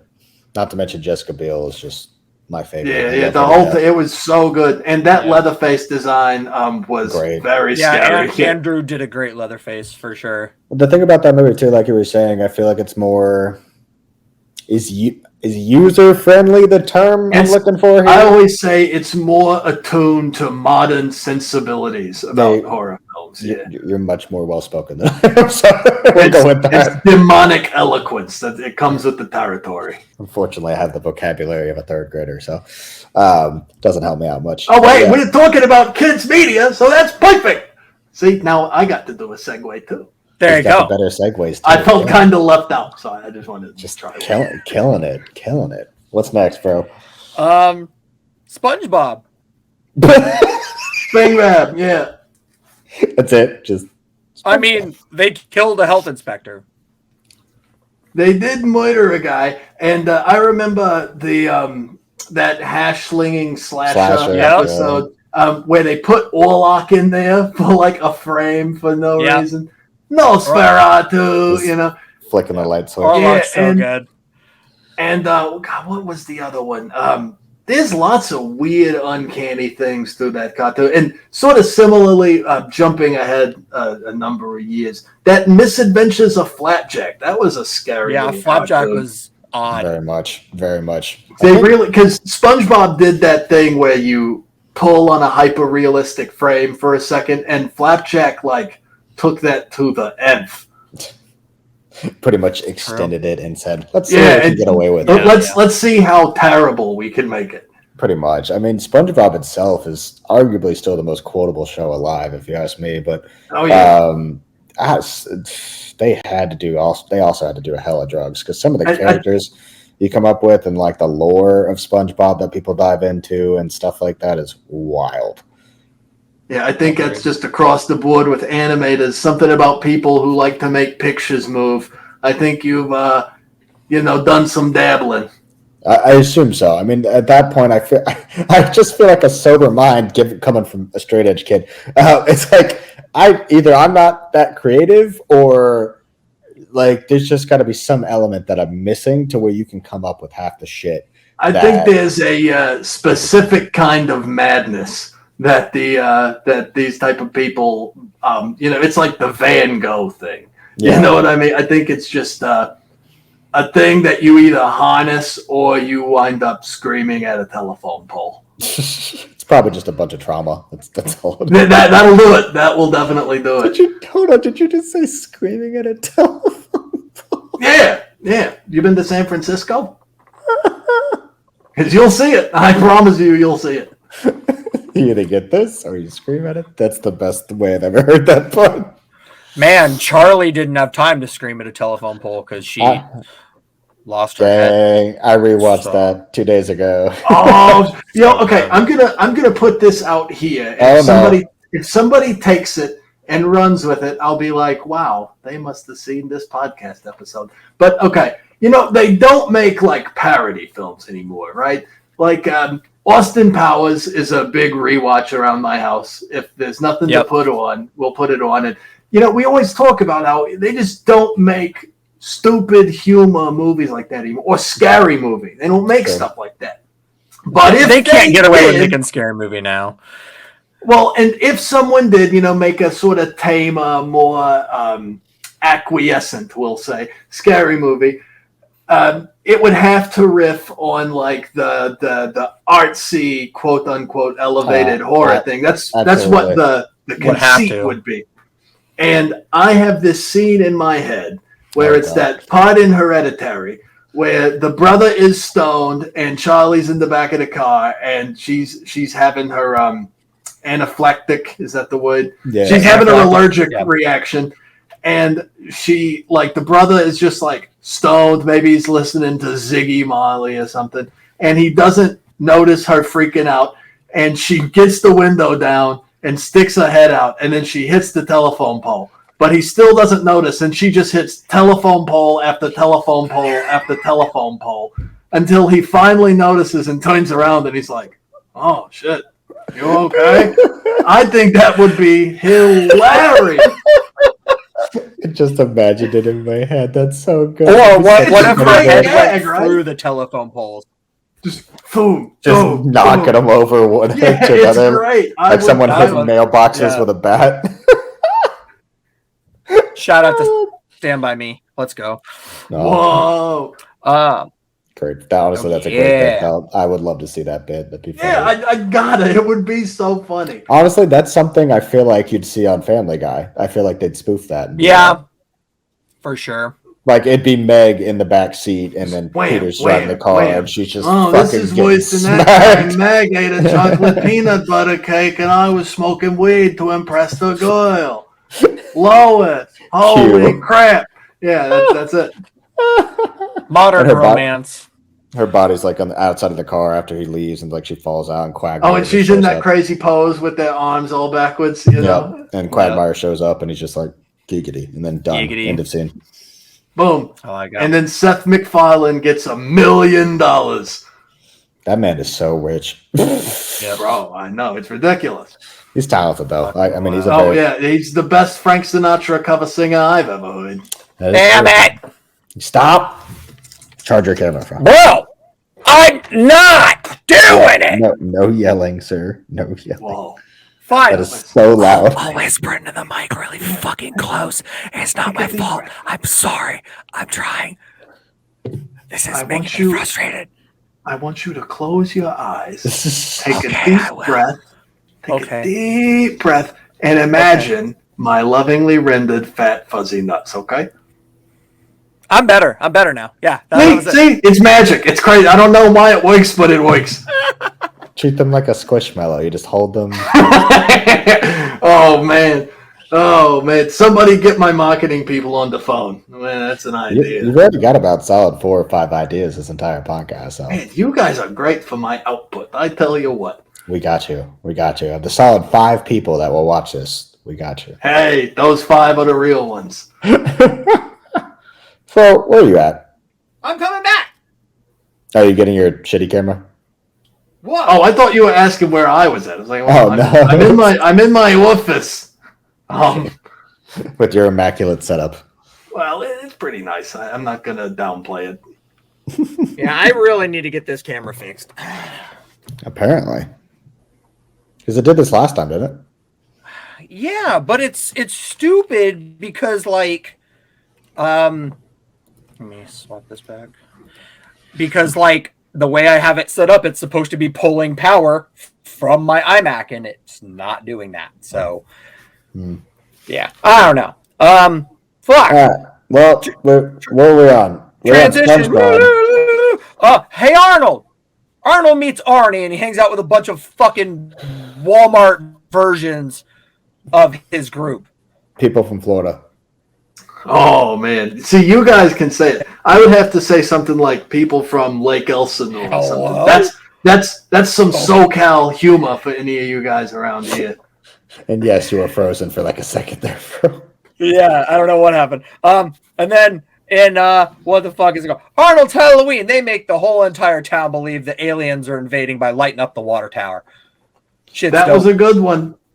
That was a good They one. they also had some like true blue freaky shit. Like there's the part-time friends is the episode. I think Arnold and Gerald have sort of a falling out or something, but Arnold is reflecting about it on the bus, and he turns around and his granddad is like a zombie, and his Yep. jaw is hanging off of his face, and he's like, there's that one. There's another one. I think it's called. I can't remember the name of the episode, but the boys learn about a ghost story in the boarding house about some guy named Four-Eyed Jack. Yep. And how, like, you can still hear his ghost. And they solved the mystery of what all the sounds were. Are we talking about the Ghost Rider, like the train episode? No, that's another really good one, though. Oh, shit. But this is one where they're in the boarding house, and I think it's like a storm, and the power's out, and they need to be entertained somehow. And the granddad tells them a story about a tenant who died there named Four-Eyed Jack, and how you can still hear his spirit or whatever. And they try to unravel the story, and you find out all the sounds are different tenants in the house doing their own nightly thing, and it all wraps up all neat like that. But by the end, you find out that maybe there is a ghost. And I can't remember the way they do that to you, but it was very weird and freaky for like a child. This entire like thing is just bringing back so many memories that I forgot about. There's another one. There's the one where that Gerald kid had all the cool urban legends, and they went to like a cave where these mobsters were supposed to have hidden out. Yep. And one of them had like a raspy voice from having a chicken bone stuck in his neck or some weird shit like that. That was a weird one. The Rat King episode. Or the one with the Birdman who kills himself at the end of it. That was rough. Yeah. Wasn't there there's Monkey Man, right? Right? Monkey Man! Yeah, Monkey Man. There's definitely or like the headless cabbie. Yeah, they do that with the ribbon around your neck or whatever. They did do that one. Yep. Yeah. Yep. I remember very a lot cool of those. episodes for sure. The scariest thing of all that, to be honest, was the redneck family, and then that kid's Arnie's smile with like his teeth. No, Stinky, the redneck kid's name was. He was Stinky. you're right. Talk about a Yahoo! Yahoo! Yeah, man. Man, this bites. I remember that was like his Stinky whole was thing. so good. And I guess Yeah. it's the easy way to transition into Rocco's modern life. Yeah, that's a very stinky cartoon. In the episode To Heck and Back, where Heifer, eating a choky chicken, eats a chicken whole and chokes on it and dies. And then all the Reaper does is play with a paddle ball. I'd be choking on holes all the time, bro. Well, that's nice. I like that. We'll just let that. Just let that one marinate. Yeah, let it simmer a little bit. Yeah. I just had to throw that in there. Continue. Whoosh, yeah. It's good. Thanks. Really something. I appreciate it. Yeah, you're welcome. I do like how here's me as a devil talking. I really like how in a lot of these like mid '90s cartoons, I think it had something to do with like how rockabilly was thriving and stuff again, but how much of like hell and the devil were in so many of these cartoons. Like you had the red guy in Cow and Chicken, and I also appreciate that he was just like a big screaming queen. I love to see it. And they ate ass. They ate actual. They literally did eat it. Yeah, they totally did. Oh my god! And then if we go from that, we go to Powerpuff Girls with him. Oh yeah, him had unfathomable effects on my young psyche. I feel like that with a lot of people. Or just go to the entire show of Ren and Stimpy. Yeah, it was that and Goat. And having seen Rocky Horror Picture Show too young, I was just done for. Yeah, I mean him, Rocky Horror. Frankenfurter, yeah, it goes right to. Which I don't mean to take us all the way back, but I said Rocky Horror, and now I've got to. You know how it goes. I'm gonna kick myself. I mean, if I don't do it. But we were talking about House of a Thousand Corpses, and how it's like less good Texas Chainsaw Massacre. I submit to you that it's not less good Texas Chainsaw Massacre. It's Rocky Horror. Texas Chainsaw Massacre meets Rocky Horror Picture Show. Yeah, for sure. 100%. I can see that. That's very much. I wish that was my own idea, but I took it straight out of Rob Zombie's mouth from a documentary. Is that what he claimed it as? Pretty much. Yeah, that's what he said. The vibe was. He was like, I want the gritty '70s-ness of Texas Chainsaw Massacre, and I want the Rainbow Party of Rocky Horror Picture Show. And now let's get a movie without his wife in it. Yeah! She did really good in Lords of Salem, though. That's probably the only one I like her in. She's as Firefly, like she plays the character really well. But man, it's kind of annoying. You can say it. Oh yeah, Otis is the reason to watch that. Sure. Bill Moseley saves any movie he's in. Absolutely, he's a gem. The thing is, I just don't like. You talk about it all the time. It's just like I only like maybe 2 or 3 of his films overall. Moseley or Rob Zombie? Rob Zombie. Oh yeah, I gotta say I've liked every one of his movies I've seen. Even 31. I love 31 actually. Yeah. Look, I'm not gonna say it's like a fantastic movie or nothing, but I like it a lot. That's fair. Yeah, that Richard Brake part was really good. Doomhead's the best part of the movie, bro. And I love clowns, obviously, so like that's the go-to. But I like the Jamaican guy's song about Santa Claus while he's taking a dump in the beginning of the movie. You don't like little clown Hitler as well? Oh, so, little clown Cuban Hitler? Yeah, that's something else. I never put this together. Can we just shorten the name and call him Clitler? Because he's Hitler. He's Cuban Hitler as well. Clitler. El Clitler. I don't know. I think that sounds more like an adult entertainer. I like it. My name is Clitler. Oh, man. I am the master of the clit. I am the clit commander. I was going to say I'm Clitler. You can never find me. Oh man, I'm all over the place. You're saying Clitla, we're talking Clit Commander. I'm going back to Rugrats now. Another thing I like, just some circumstances about my growing up. I really appreciated that Rugrats was the only cartoon. Well, no, Hey Arnold had it too, but Rugrats is one of the only cartoons I can think of that had direct Jewish representation, 100%. and I thought that was very cool. That is Because very true. it's what's the mom's name? Whatever the mom's name is, her parents were Jewish, and they had the whole episode with the Passover story. Oh Yeah. yeah. And the Boris grandpa wanted is some like, borscht. and the grandpa is like the perfect Zadie. He's like, what? What are you talking about? It's great. 100%. It's awesome.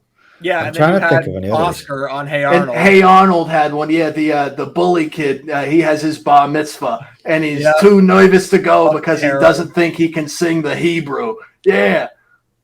I remember that entire episode now. Why do I feel like Recess had one, but I could be totally wrong. Very possible. Yeah, I haven't seen any Recess in a long time. Been a hot minute. I need to rewatch like Hey Arnold and stuff like that. I'm slacking. Hey Arnold is absolutely a really solid cartoon. It's like to go back as an adult. It goes for it tackles these cool like inner city low income issues that you didn't really see a lot of. Even though Arnold had like the coolest goddamn. Oh, he had the sweetest room you could ever imagine. But like Helga's mom is a drunk, and like that's like a one you pick up on as it's really like heavy shit in there. You don't notice it until you're older, and you're like, Until like, oh man, her mom's on the sauce. It's funny. Like, there's one line I quote from Hey Arnold all the time, and it's a line that like in the episode it's important, but other than that, it's really not.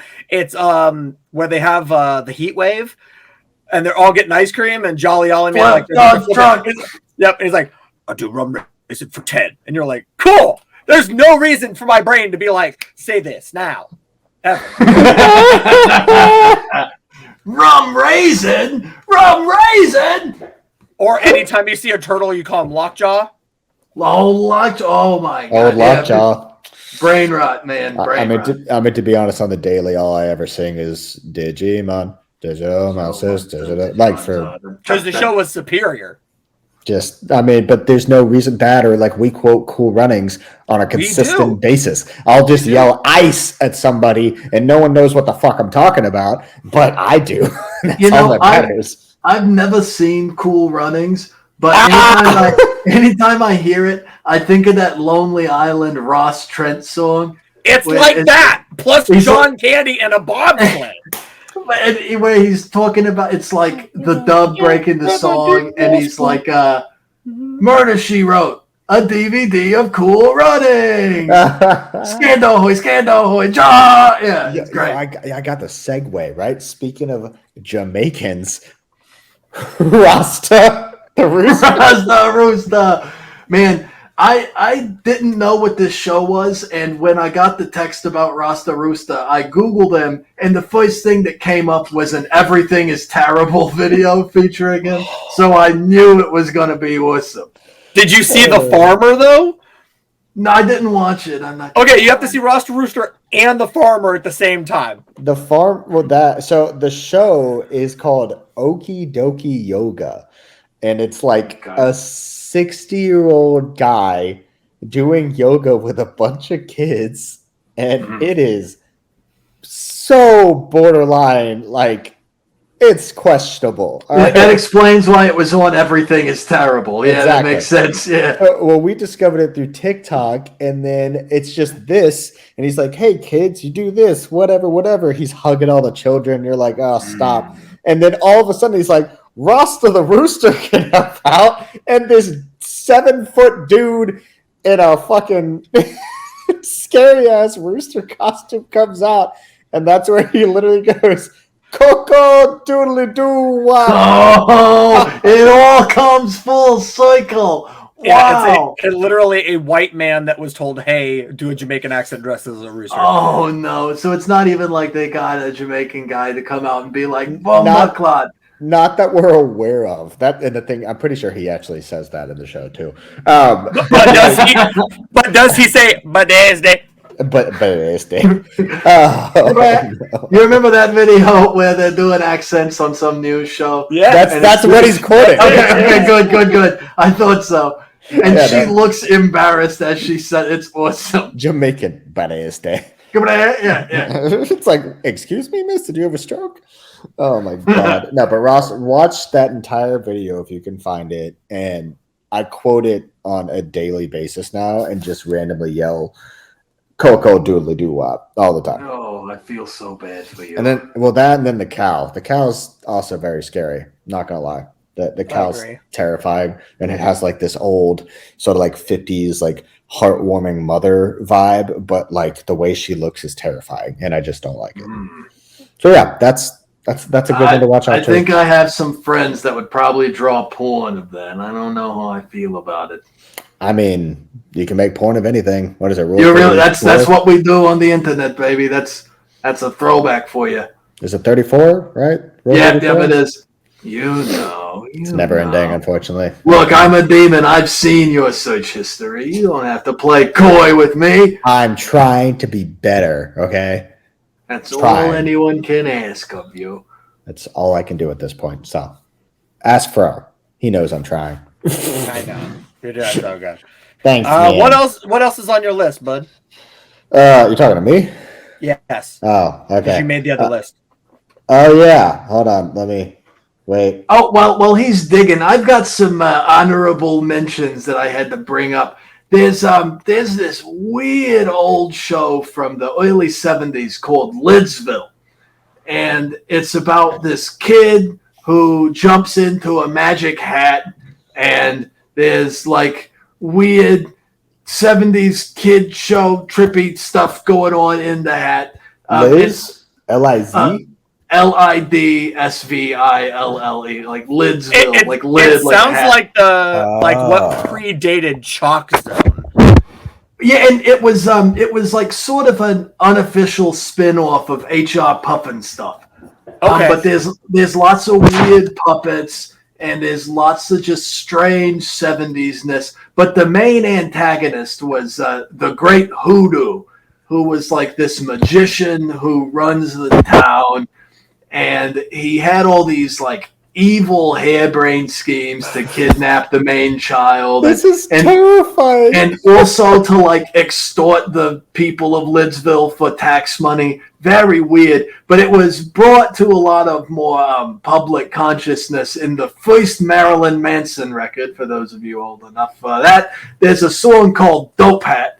And the main vocal sample in there is The Great Hoodoo will perform a feat of prestidigitation. And that is from that show. But it's very unsettling and weird.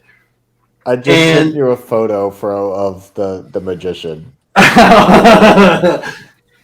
That might be one of the scariest things I've ever seen. But yeah, the whole show has the same feel as the boat scene from Willy Wonka. You know what I'm talking about? Just trippy as hell. Yeah, just trippy and way more frightening than I think they intended it to be.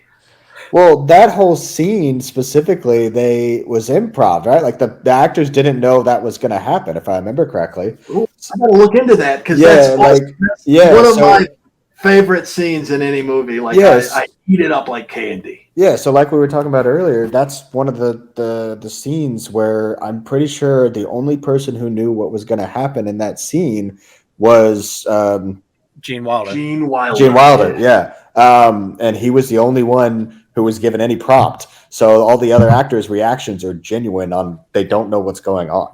I do gotta love how ubiquitous LSD was in American culture at that point, because the Veruca Salt, a young child, while they're going through, has the audacity to say, "What is this, a freak out?"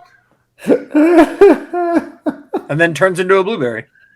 So it was indeed a freak out. That entire movie is a trip. Oh it's God. Great. It's so And then strange. Augustus got sucked up a pipe.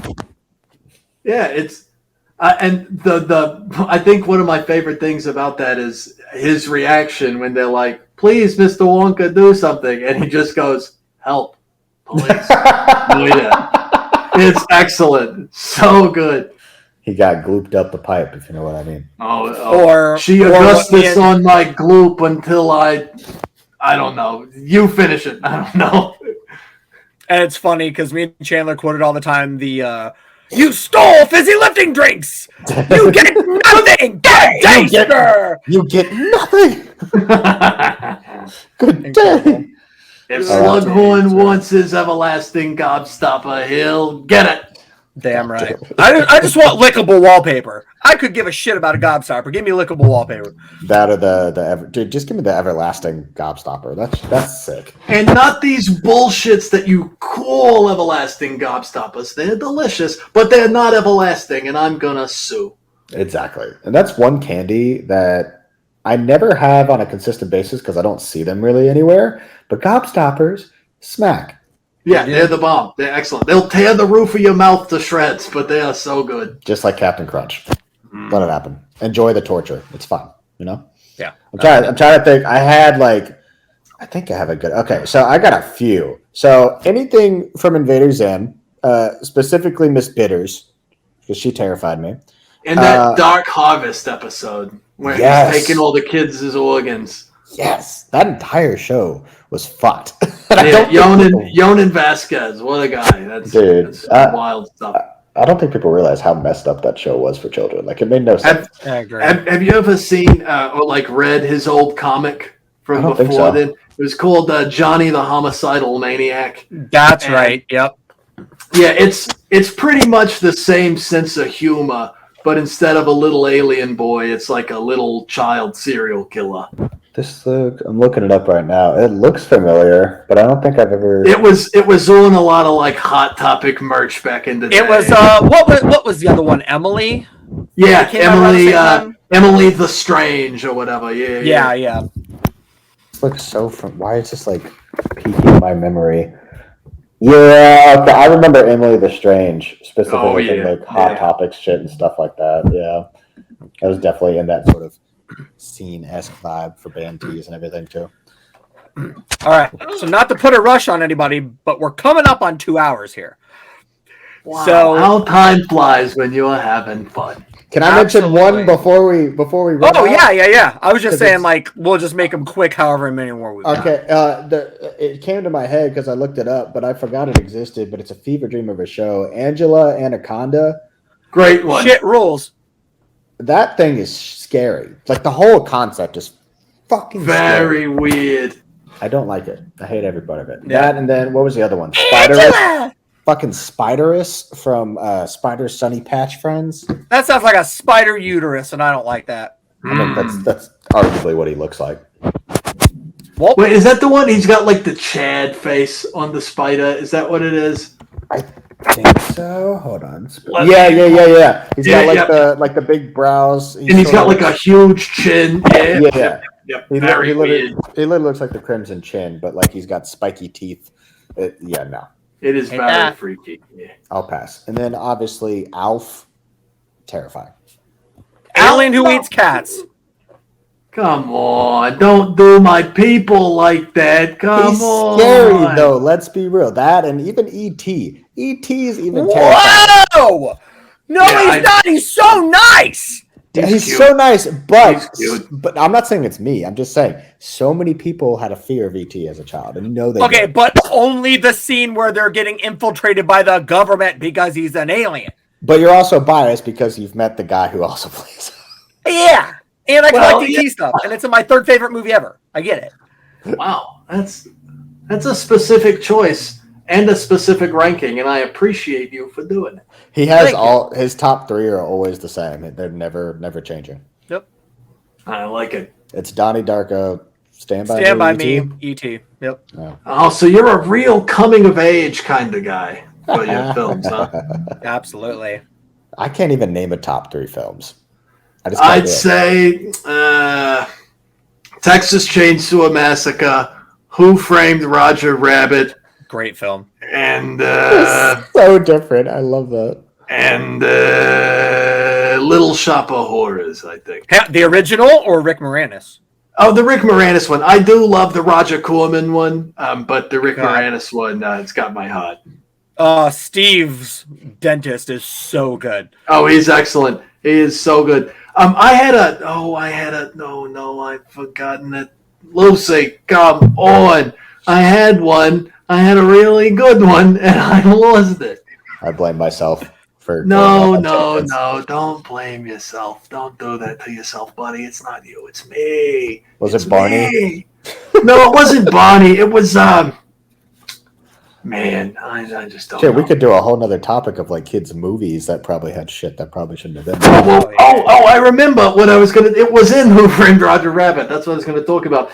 That scene, when I was a youngling and I was watching horror films and not being bothered by the violence or the monsters or anything. But when they run Judge Doom over and he peels himself up off the ground and he's all flat, I hated it. I had nightmares about that until I was like 16 years old. Yeah, it's like the old smoking commercials where the girl's like deflated on the couch, and then you just sort of sit there like, this is terrifying. If you actually I see that commercial and I think, man, that's some good shit. Well, it's also because in that movie they fucking kill a creature. Yeah, they kill Tones, man. And then obviously, why am I blanking on his fucking name? Christopher's character fucking melts.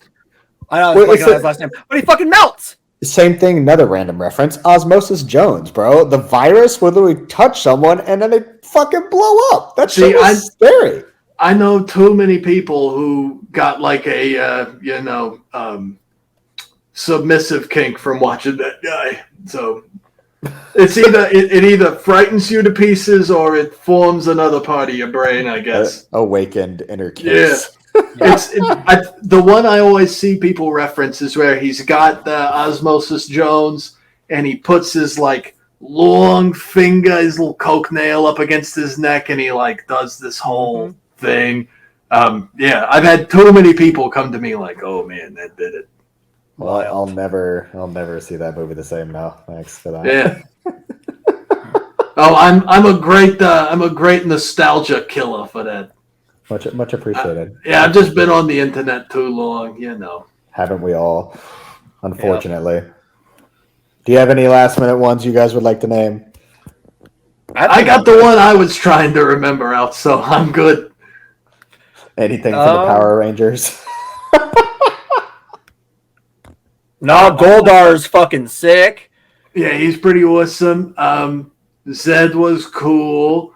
None of the. I remember being very scared of clowns as a youngling, and there's an episode where they're at like a 4th of July carnival, and the monsters didn't bother me, but the clowns on stilts I had to turn away. Are you still afraid of clowns today? Oh no! I think they're awesome. Oh, okay.